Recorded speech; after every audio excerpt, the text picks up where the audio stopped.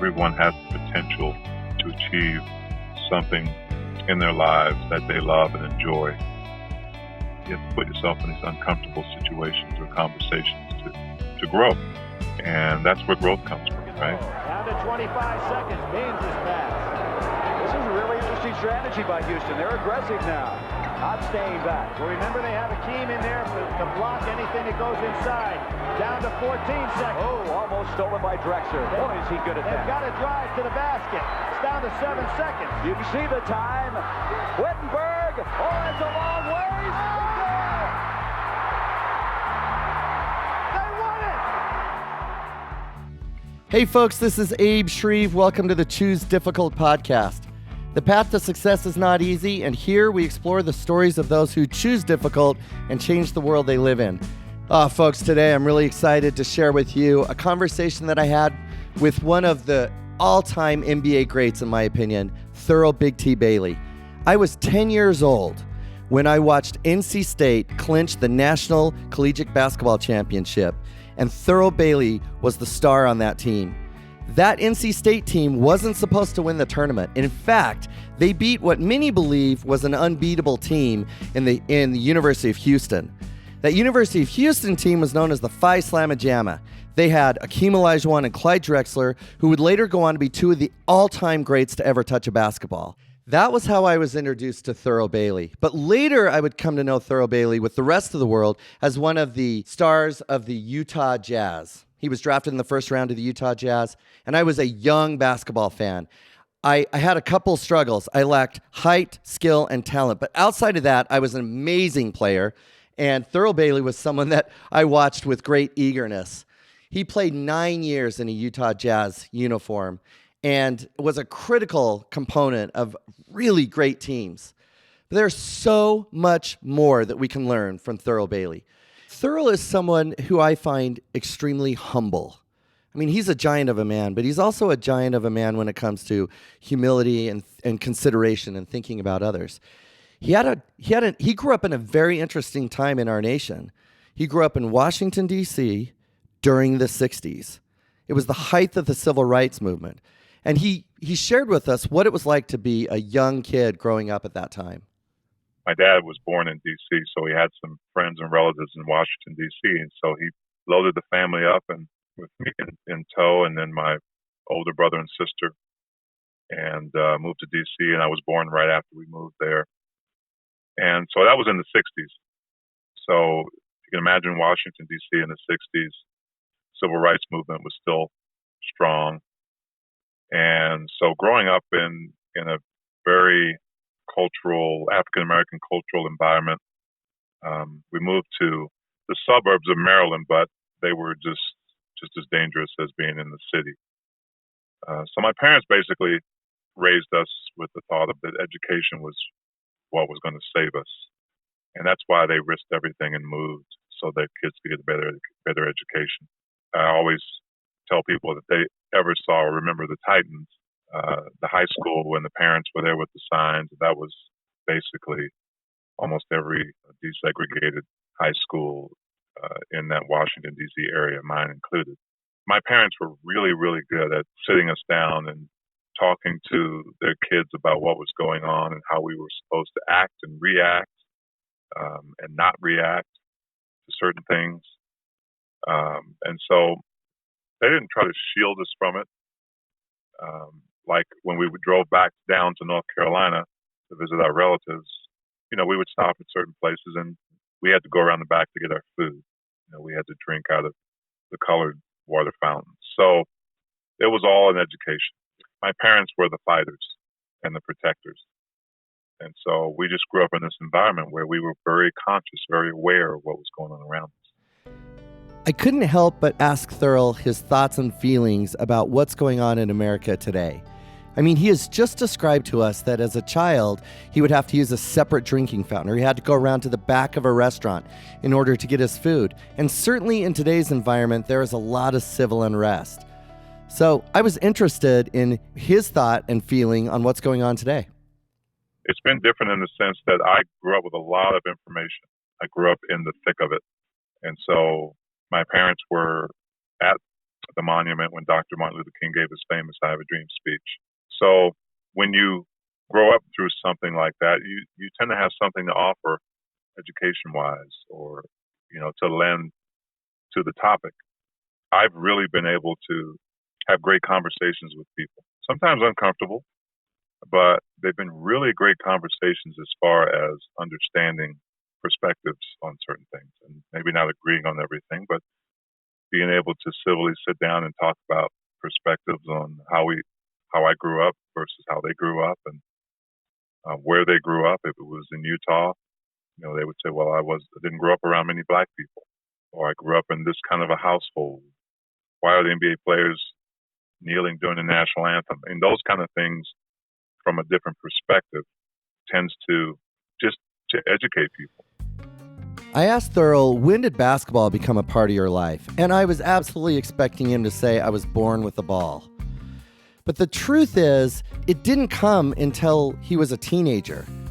Education was the focus of both of his parents, and they were 100% committed, or rather, they were 100% unwilling to allow their children to live a life in mediocrity, to allow them to do anything other than their very best. So while basketball became a focal point, it was never placed ahead of Thurl getting an education. Having that education be the forefront of what was important to my parents in our lives, my parents they wouldn't settle for mediocre. There were no C's or below allowed in our house because my mom she would say, I don't raise average kids and I don't ever want to see a C or below on your report card. And so she laid down the law, my dad as well. And I was even fortunate to have both parents in my home because a lot of my friends didn't have that. So I needed an outlet, and I was tall, I grew fast, and basketball really didn't come until my early teenage years, and I discovered it in a weird way. My dad was watching a basketball game, and I sat down and saw a guy named Dr. J, who I had never heard of, just do some amazing things, and I knew that's what I wanted to be able to do. So that's kind of how basketball crept into my life. And my dad proceeded to build me a makeshift court and teach me the fundamentals of basketball. When Thurl was in the 8th grade, he was 6'7". Hear that again, 6'7" in the 8th grade. I mean, that height alone you'd think would be an advantage on a basketball team, on an 8th grade basketball team, but he didn't make the team. In his own words, he said he was awful. He was brand new. He hadn't developed. He'd played on a basketball court that his father made for him in the yard. We're all familiar with the story, I think, of Michael Jordan being cut his freshman year, and even in Michael Jordan's Hall of Fame speech, he sticks it to that coach that didn't take him, saying he chose wrong. But Thurl is just the opposite of that. He tried out twice. That coach eventually pulled him aside and said, you don't have it. You're not going to be a basketball player, and uninvited him from trying the next year. Now, as fate would have it, that coach moved on to a different opportunity. A new coach came in and saw something in Thurl and gave him a chance. I made the team that year. And if I wasn't the worst player that they kept tried out, I was probably next to the worst because I just didn't have any skills. And what changed my life was the fact that not making the team, but that coach brought me into his office a couple of days after I made the team and told me that I had a lot of work to do if I was going to be a great player. And he offered me to come in 1 hour before the team practiced and then to stay after the team practice to work with me for an hour. So here I am, probably one of the worst players who made the team. In my mind, I'm wondering, why would he do that? And what changed my life was when he told me that he saw potential. He said, I see so much potential in you. I see what you can be.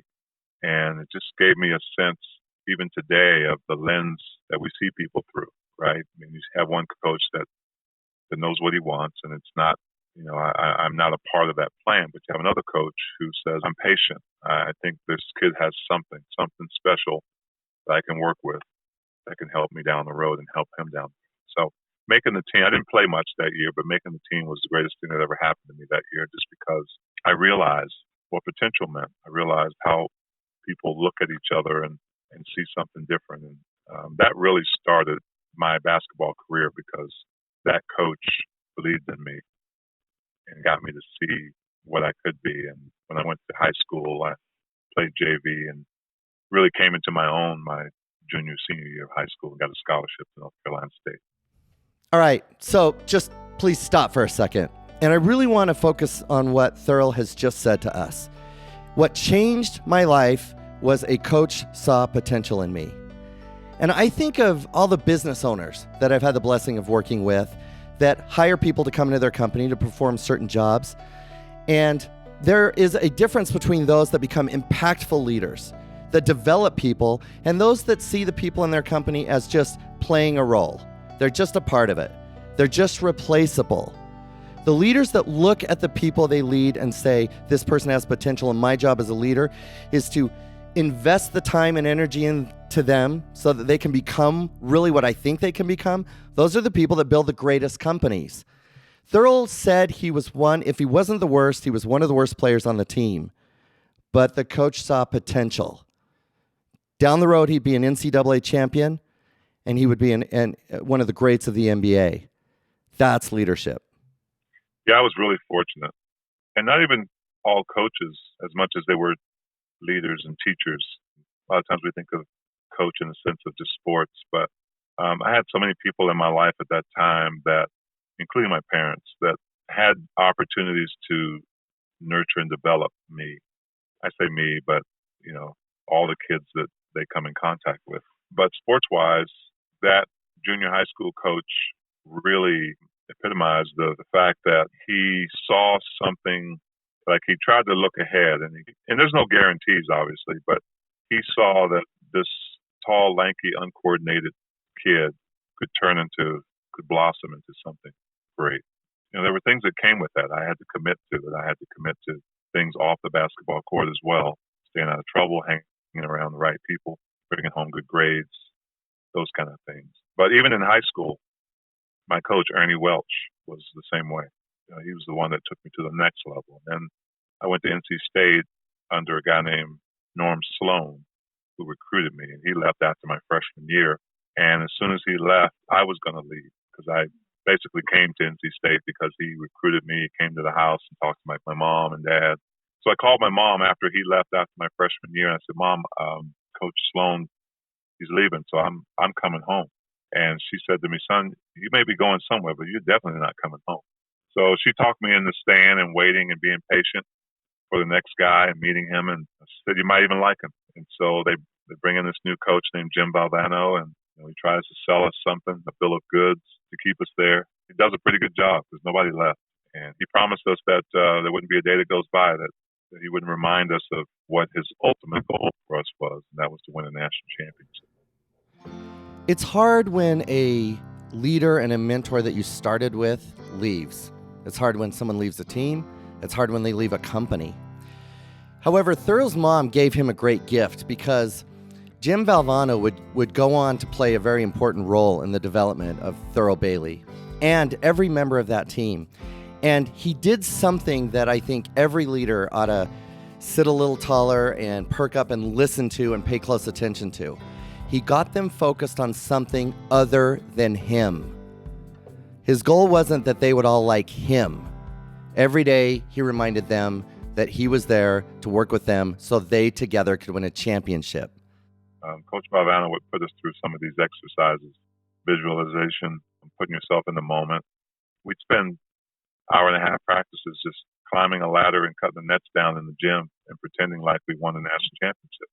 And he would do that. It was so awkward. It was probably the first through the third or fourth times we did it was the most awkward thing we had ever experienced. But we really started to get into it and how will we react if we won a national championship. So when we got there and it happened, it was as if we were meant to be there. Like we had been there before. We knew what to do. We knew how to react. Coach Valvano was amazing at teaching us how to be in the moment and how to look forward and prepare for something that a lot of people thought was out of reach. Of all the things that Thurl shared with me, I think I like this one the best. You can just imagine that team the very first time that Coach Valvano was telling them, we're going to spend an hour and a half and act like we won the national championship. I mean, I love how Thurl expresses it as awkward, to say the least. But when they got there, when the arena was filled and it was loud and nobody else believed that they deserved to be there, it felt like home. That kind of visualization, that kind of helping people to understand that we are more than what we are today and we're going to act like it, that's a hallmark of great visionary leaders. I like to think of it as visualization. I use it a lot when I played. When I knew I had a game against Larry Bird, I would play the game in my head and what I would do. I knew his game and how I could benefit. And a lot of times it worked. I mean, it wasn't a perfect scenario, but Coach Valvano really taught us about seeing the ultimate goal. It's kind of like that mental vision board in a way, to be able to individually and collectively put yourself in that moment. And, and for us, a lot of things had to happen for us to win that national championship. Obviously, we had to really believe in ourselves and each other. And there's some luck that goes with sports, right? I mean, some things you can't control.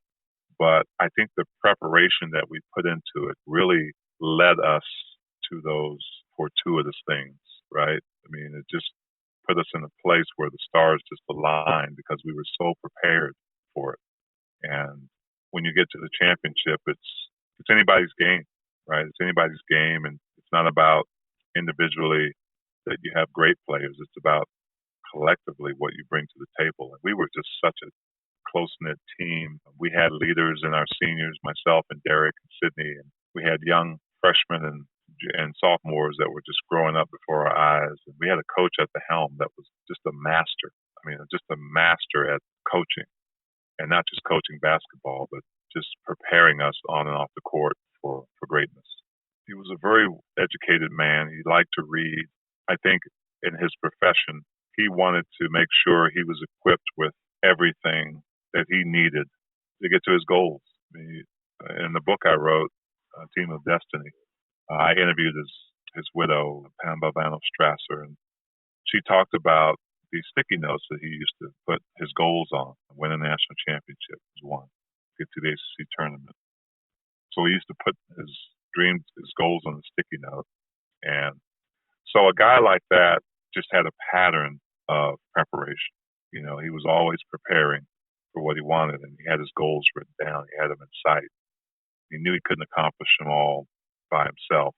So, he has to take this team of guys he didn't recruit and convince them about his dream and how we were going to get there. And so he was just, and there was so much about him that if you weren't in the locker room or inside of that family, that you would never see. On the outside, you saw kind of a fun-loving coach who was comedic and serious when he needed to be. But Coach Valvano we spent time with was he was just an amazing man. You kind of looked at him in different ways. He could be a father figure at times. He could be a brother figure. He could be your boss. I mean, and so to come across a guy who has that kind of leadership, and for him to be able to know each and every one of his players individually, he knew how to motivate us because it took different things to motivate us individually. Couldn't yell at some guys because you lose them. He knew that. And so he knew us all and got us all to buy in. That was a lot.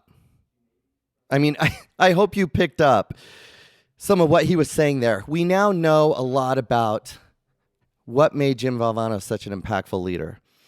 He was a guy that understood setting goals, and he was a guy that understood creating a big vision. And he kept it in front of him. He would create his goals on sticky notes, things that others didn't believe that they could accomplish.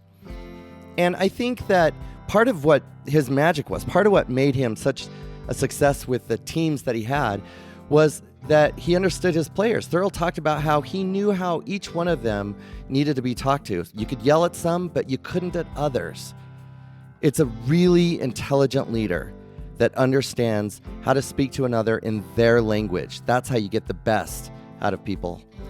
And so this team has a great leader and they have a great culture, but they are going up against giants. Ralph Sampson, Michael Jordan, Akeem Olajuwon, Clyde Drexler. And Thurl told us they almost didn't make it. We barely got into the tournament. We had a 16-10 record in our regular season. And the only way we would have gotten in was to win our conference, our ACC tournament. And so we beat Wake Forest, and we beat Virginia with a guy named Ralph Sampson, and then we beat North Carolina with a guy named Michael Jordan on that team. And so that got us into the tournament. And then after that, Coach V said, listen, there's no pressure on us. Nobody expects us to win. We believe we can win, and that's what we're going to focus on. I believe that there will always be someone there near you to tell you you can't do what you're doing while you're doing it. In fact, one of the ways that I measure whether or not I'm working on the right objectives is, do I have people around me whose lives don't inspire me telling me I can't do a certain thing? And that probably sounds a little judgmental, maybe even a little elitist. But this team was no different. You heard Thurl say that no one believed that they could do this, but they did. They believed they could do it, so they were just going to do what they knew. University of Utah was probably our easiest game, even though they had a Cinderella story themselves. But, of course, we went on to Albuquerque, New Mexico after that. Finished the job. The way that Thurl just described finishing the job will tell you everything about him. The finishing the job he's referencing is what many believed one of the greatest Cinderella stories in collegiate basketball history. In fact, you really owe it to yourself to go to YouTube and look up ESPN's 30 for 30 that highlights the 1983 run of NC State. It tells the whole story in great detail. I was 10 years old in my basement with my older brother when, at the last second, a three-point shot was missed and an NC State player picked it out of the air and slammed it home in the final seconds to cap an unbelievable run to number one. It's just amazing. Well, no surprise that Thurl would go in the first round of the NBA draft. He actually was the 7th pick to the Utah Jazz. I asked him what it was like to transition from college into professional basketball, and he said it wasn't easy. It was an interesting transition. I wasn't quite sure. When I left college, I was 6'11", about 210 pounds, and I knew that the NBA was a man's league. And so I was excited. I was ecstatic as all get out about being drafted, being selected by the Jazz in the first round. But then a part of me, the reality kind of kicked in, because it wasn't about making the NBA. It was more about longevity, right? I don't just want to be here. I want to make my mark, and I want to play as long as I can play optimally. So it was a little nerve-wracking. Early on, I had my full circle moment when we were playing at the Salt Palace, Salt Lake City, and we were playing the Philadelphia 76ers, and Frank Layden puts me in the game. And I walk out on the court, and standing right next to me with his hand out to shake mine was Dr. J, really the guy who started it all for me. That's probably my greatest moment in my NBA career.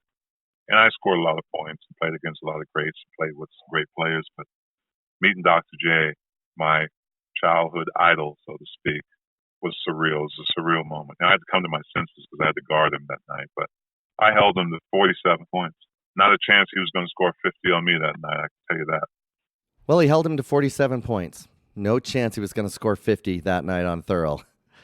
I couldn't help myself. I had to ask, who was the hardest player to guard? And he didn't even hesitate. Well, Larry Bird. No question. I don't have to think about that. Larry Bird was the toughest guy I had to guard. And people might say, well, yeah, I know he was good, but he wasn't fast. He couldn't jump high. But he had the IQ, man. His basketball IQ was just amazing. The guy just knew how to play the game. And you look at the stat sheet at the end of the game, you have 50 points, 15 rebounds, and 10 assists. He was just difficult. He was a difficult player to guard. There was no way you could stop him by yourself. So you had to have your teammates help you on that one. But, yeah, he was probably my toughest guard. And there was a lot of tough guards for me, tough players to guard for me during my career. Because I played the small forward, and a lot of the great players were small forwards at that time. Thurl guarded some of the best players to ever play in the NBA. And not only was he really difficult to play against as a defender, but he was also a prolific scorer. So he was someone that was really hard to guard. That Utah Jazz team had a lot of talent on it. Thurl would play with John Stockton, with Karl Malone. I mean, it was a pretty stacked team. So you can imagine how hard it must have been when Coach came and asked Thurl to come off the bench. In other words, we're not going to start you. We need you to come off the bench. Now, I knew that had happened. In fact, I'd made a note to ask Thurl about it. And the way I worded the question was, that must have been really hard. And I was a little surprised by his answer. It wasn't difficult. Frank Layden, I remember it well. Frank Layden had gone to a couple of other guys and asked them, he said, we need scoring off the bench. We need somebody to come off the bench. And they wouldn't do it. So, no, coach, I'm a starter. I want to start. So there was a perception about starting in a basketball game to people that the best 5 players on the team are the starting 5. And so when coach came to me, he said, Thurl, I need to ask you to play a different role. I know you were a first-round pick, and you need to be a starter. He said, but I need scoring off the bench. I said, no problem, coach. I'm going to do what we need to win. And it wasn't a demotion. It was just another role that if I embraced it, I could run with it. And so that's what I did. And, of course, now they have the 6-man award as well. But he really talked to me about the fact that, and I knew this, it wasn't so much about starting as it was finishing. He said, I'm going to average 35 minutes a game. And it also gave me an advantage that I think other people who don't want to come off the bench or decided not to didn't have. Because I got a chance to sit there for 6 minutes or so to watch in real time, watch what was going on, and watch what I could affect when I went out there, right? I knew how my opponent was playing, what he was doing, the guy who I was going to go in for. What's he doing well that I could continue to do? What's he not doing so well that I need to change? And so it gave me really an advantage to sit there and watch the game and kind of put my game plan together within a game plan and go out and perform. So you look at the Jazz now, what Jordan Clarkson's doing as a 6th man. He's embraced it. He's the best 6th man in the NBA right now, and that's why one of the reasons why the Jazz are the best team in the league. Thurl's story to me really exemplifies the whole spirit of choose difficult. I mean, he was faced with obstacles at every phase of his career, starting with when he didn't make the team and then moving into college and having his coach move away and getting a new coach and then winning a championship and then moving on to a team and then being asked to come off the bench. I mean, at every phase he had difficulty to face. But he has such a healthy way to view the important role that difficult times play in helping us become who we need to be. It's important to visualize where we want to go and then lean into the difficulty of becoming that person. As Coach Valvano taught us when we were cutting down the nets and feeling really weird about it, sometimes you have to put yourself in these uncomfortable situations or conversations to grow. And that's where growth comes from, right? Growth comes from failure. Growth comes from being in uncomfortable spots and trying to figure out how to manage those and how to deal with them. And that's not an easy thing to do. A lot of people don't want to get uncomfortable. They just like the status quo and they want to they're safe. And that's okay for them if that's what they choose to do. But there's so much more out there to achieve and accomplish. So my basketball life was just that. It was a part of my life. It didn't define me, but it taught me a lot. It taught me a lot about the real world, because playing NBA basketball was an ideal world. It wasn't the real world. Real world is now what we're trying to teach people about business and success and those kind of things, and raising a family, dealing with all kinds of things that we deal with in our lives. One of the things I've observed in top performers, whether it's in business and industry or it's in athletics, top performers have a way of answering the question, what can we do, and not focusing on what we can't do. And certainly Thurl's life and his experience, the stories that he shared with us, tell that story. He's a guy that was always looking ahead. He was being led by leaders that taught him how to look ahead. But there was that one guy. There was that guy that not only cut him twice, but told him, you're not cut out for basketball. You shouldn't come back and try out this next year. I had to know. Did you ever talk to him again? I looked him up when I made it to the NBA, and I thanked him. I said, you know what? You had no obligation. I wasn't prepared. I wasn't ready for the team you were building. I said, but you helped me make a choice, because I had to decide whether to go back into that gym or not based on those experiences. And I gave him some tickets to the game, the Jazz Bullets game. Bullets at the time, Wizards now. But yeah, I mean, we need those people. And you know, in my life today, as I coach kids, and similar to what you guys do, I help people find their stories, and you have to have that particular lens on to see that, the shortest kid that comes to basketball camp, nobody thinks that he has a shot. That is the hardest working kid in the camp, and that's the first part of it. What are you going to put into it?